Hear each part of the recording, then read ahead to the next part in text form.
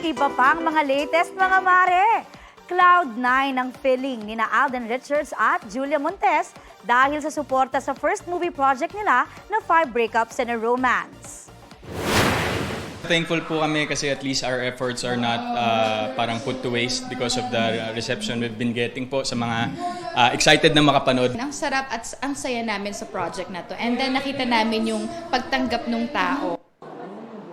Yan ang say ni Alden at Julia ng aking mag-interview sa Sparkle Caravan sa Lyceum of the Philippines University. Hindi pa man nagsisimula ang film, na-witness ko na ang mainit na suporta sa Alden-Julia love team ha, at pati yung genuine friendship nila, na-witness ko rin yan. Matatandaan ding trending ang kissing scene ni Alden at Julia na ipinost sa TikTok ni Direk Antoinette Hadaune. Malapit nang mapanood ang 5 Breakups and a Romance na collaboration ng GMA Pictures, Cornerstone Studios, and Myriad Entertainment. Balita ko, may tututukan kayo tuwing 11 a.m. sa GTV.